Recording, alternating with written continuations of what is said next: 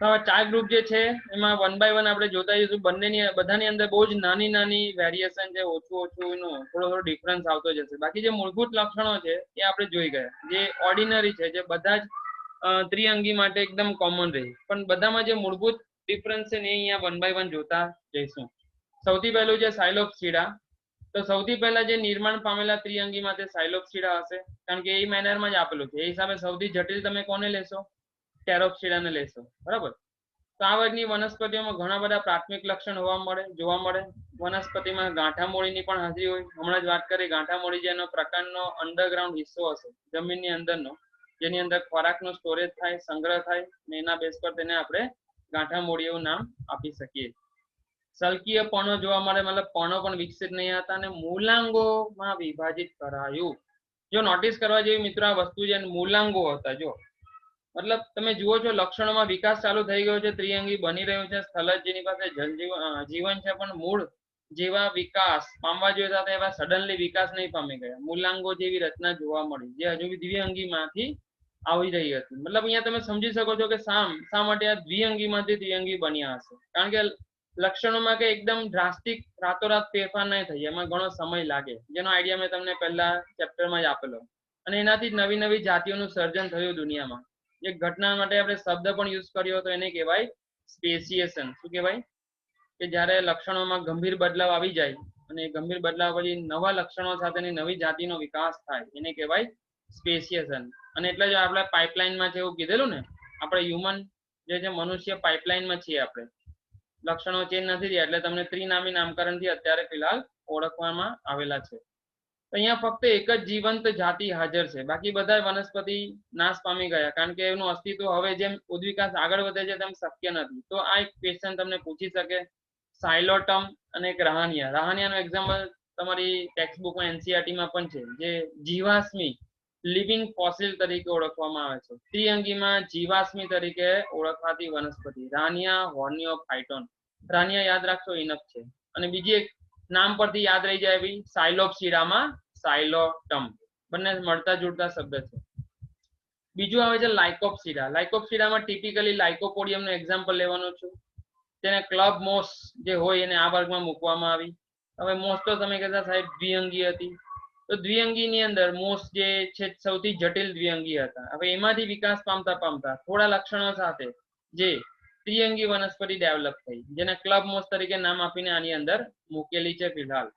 તેના વનસ્પતિ કાય તમે જુઓ તો મૂળ પ્રકાંડ પર્ણ એવા સારા એવા ભાગોમાં વિભાજિત થયેલા હોય, ડિફરન્શિએટ થયેલા હોય, પર્ણો લીલા હોય, પ્રકાશ સંશ્લેષી પણ હોય. વાનસ્પતિક પર્ણ કહી શકીએ કારણ કે પ્રકાશ સંશ્લેષણ કરે છે. તેની ટોચ ઉપર બીજાણુ પર્ણ સમૂહ પણ બને, જેને આપણે શંકુ તરીકે હમણાં જ તમને રિમાઇન્ડ કરાવ્યું. શંકુ યાદ આવ્યું ને? શંકુ કયું મગજમાં તમારા? જનરલી યાદ રાખો કે ત્રિઅંગી વનસ્પતિઓમાં બીજાણુ ઉત્પન્ન કરતી રચનાનું નામ એટલે શંકુ. એના માટે બહુ બીજો પોપ્યુલર શબ્દ છે, તમે સ્ક્રીન પર જોઈ રહ્યા છો, એને બ્રેકેટમાં લખ્યું છે સ્ટ્રોબિલસ. વંચાઈ રહ્યો છે સ્ટ્રોબિલસ, STROBILUS. સ્ટ્રોબિલસ પણ યાદ રાખવાનો છે શબ્દ. આપણે સંભળાઈ રહ્યું છે તમને બધાને? ઓડિબલ? સ્ટ્રોબિલસ કહી શકીએ, શંકુ કહી શકીએ. એક્ઝામ્પલ જઈએ ને ડાયરેક્ટ, જે લાઇકોપોડિયમ અને સેલાજીના બંને જ ઔષધીય ગુણધર્મો વાળી વનસ્પતિ છે. લાઇકોપોડિયમ જોઈએ તો તે ઔષધીય વનસ્પતિ છે કીધું. હોમિયોપેથીમાં બહુ જ વપરાય, ટોનિક તરીકેનો વપરાશ થાય છે. સેલાજીનેલા એ નાની ક્લબ મોસ કહેવાય છે, છોડ મોસ કહેવાય, પક્ષી માળો મોસ. પક્ષી માળો તો જે બર્ડ્સના નેસ્ટ હોય છે, માળા એના જેવી એની રચના જરાય છે. જ્યારે એને મોર્ફોલોજીકલી એનો બાહ્યાકાર અભ્યાસ આકાર વગેરે જોવામાં આવે તો એનાથી હવે એક નામ એને આપવામાં આવેલું છે, પક્ષી માળો મોસ. અને સેલાજીનેલાની એક જાતિ છે જે બ્રાયોપ્ટેરિસ, હમણાં જ વાત કરી હતી, સંજીવની તરીકે ઓળખાય છે. સંજીવની જડીબુટી, જેનું વર્ણન આપણા રામાયણમાં પણ છે. કોને બચાવવા માટે લાવ્યા હતા એ હનુમાનજી? તમને લક્ષ્મણને. કેટલા જણ રામાયણ બંને રામ લક્ષ્મણ બંનેને બચાવેલા? હા, એ અલગ કિસ્સો છે. અને એક લક્ષ્મણજીને જ્યારે ખાલી પેલા મેઘદૂતે મારેલું બાણ મૂર્છામાં જતા રહેલા ત્યારે સંજીવની લાવેલા. અને પેલું એક કેસ અલગ છે, જ્યારે બંનેને આપણે સર્પદોષ જે એક હતું એમાં તો રામ લક્ષ્મણ બંને એ થઈ ગયેલા, અફેક્ટેડ થઈ ગયેલા, અસરગ્રસ્ત થઈ ગયેલા, એ અલગ છે. આપણે હનુમાનજી લાવેલા એ સંજીવની. ત્રીજી કેટેગરી છે સ્ફેનોપ્સીડા, અને અશ્વપુચ્છ તરીકે ઓળખવામાં આવે છે. બહુ જ આઈએમપી ક્વેશ્ચન મિત્રો.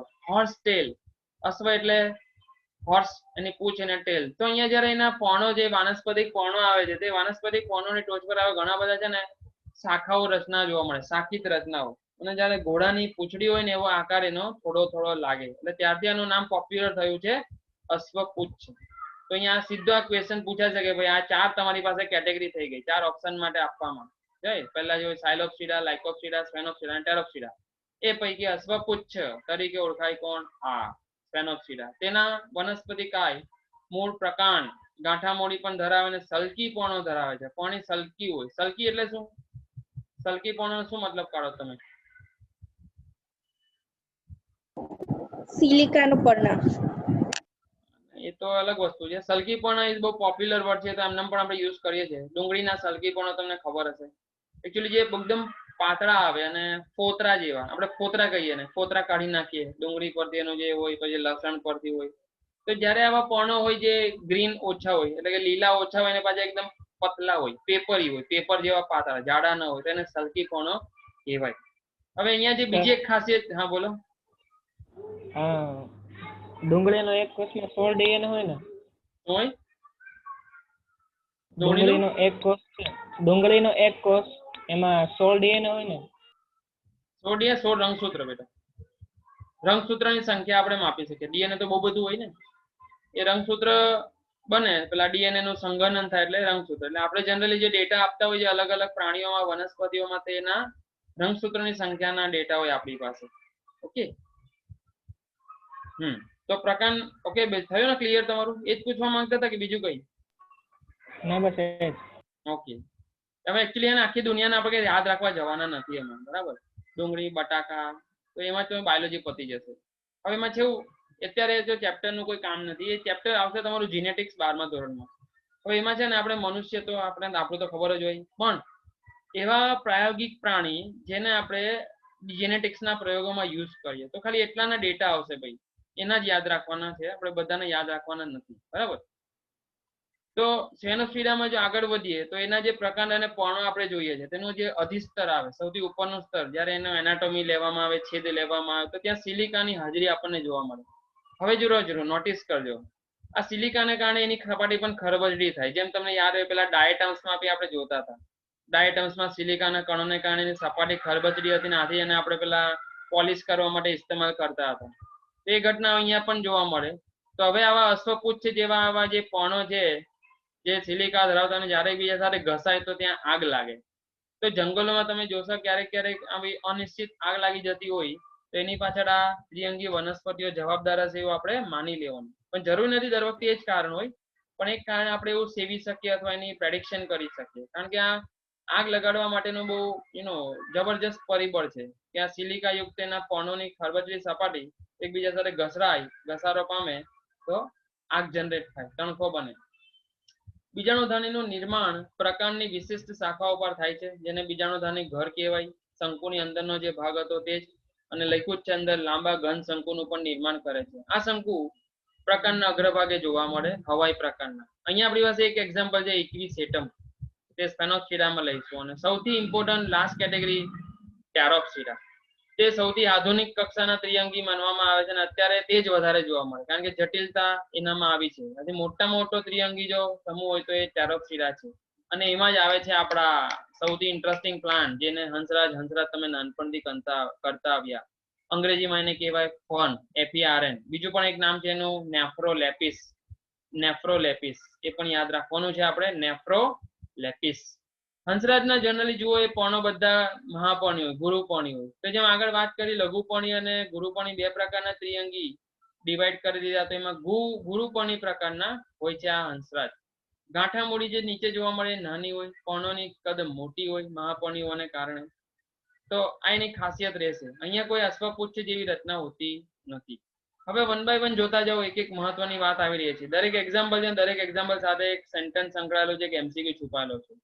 એમાં ટેરિડિયમ જે એક્ઝામ્પલ છે આપણી પાસે, ટેરોપ્સીડામાં ટેરિડિયમ, તો એ બ્રેકન હંસરાજ અથવા સૂર્ય હંસરાજ તરીકે ઓળખવામાં આવે છે. સૂર્ય હંસરાજ એની હિસ્ટ્રીમાં પણ એ જે ઇન્વોલ્વ થયેલું છે કેટેગરાઇઝ, અને આથી એને સૂર્ય હંસરાજ કહેવાયું. ડ્રાયોપ્ટેરિસ જે છે બ્રુકશિલ્ડ હંસરાજ તરીકે ઓળખવામાં આવે છે. એડિયન્ટમ એ ચાલતો હંસરાજ. આ મારા અનુભવ પ્રમાણે બહુ જ ઇમ્પોર્ટન્ટ ક્વેશ્ચન છે, અત્યાર સુધી પૂછાઈ શક્યો 3 થી 4 વાર, જેટલી એન્ટ્રન્સ એક્ઝામ લેવાય એમાં. ચાલતો હંસરાજ. હવે ચાલતો હંસરાજ એટલે શું બેટા? કઈ વનસ્પતિ ચાલે? તમે જોઈ કોઈ વનસ્પતિ ચાલે?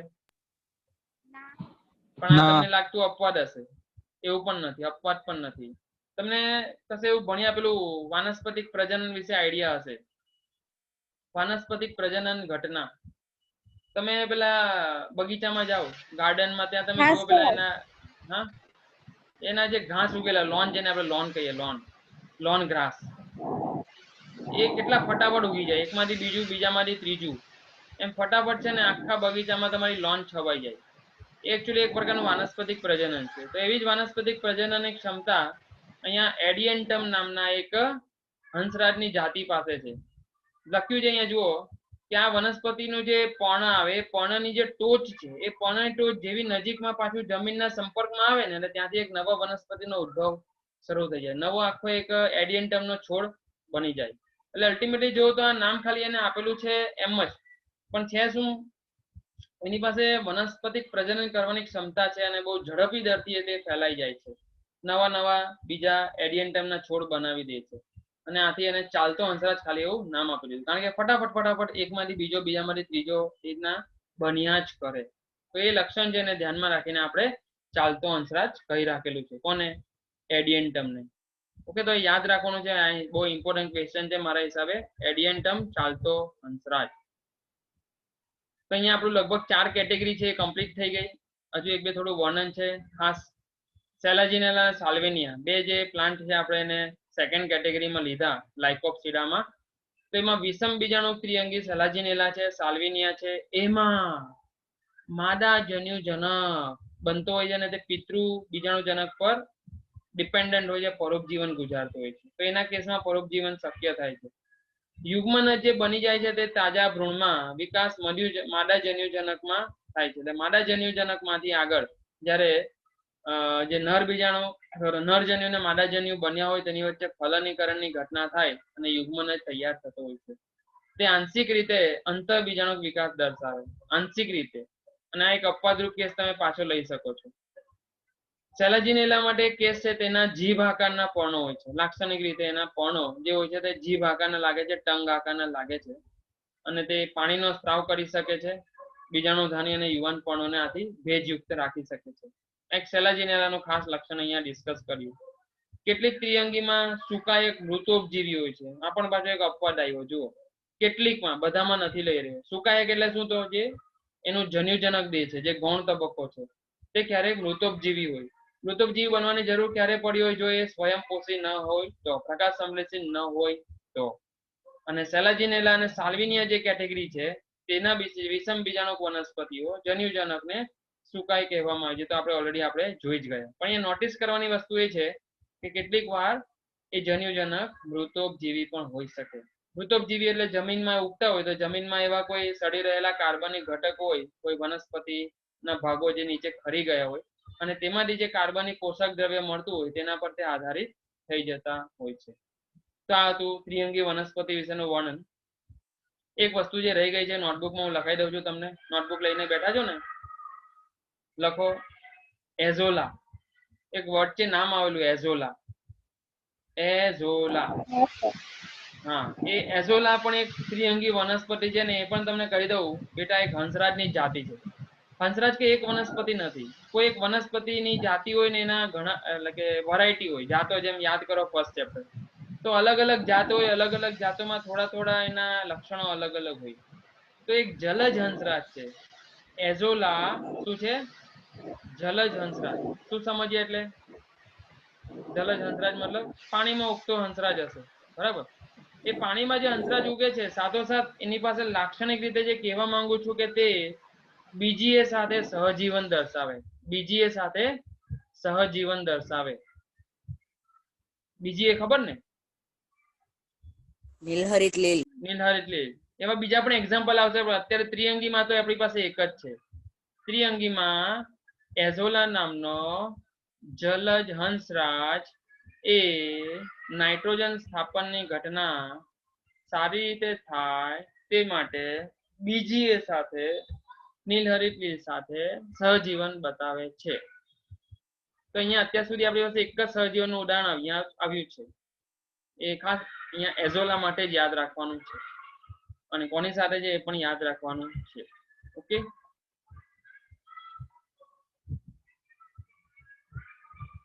બોલો બીજું.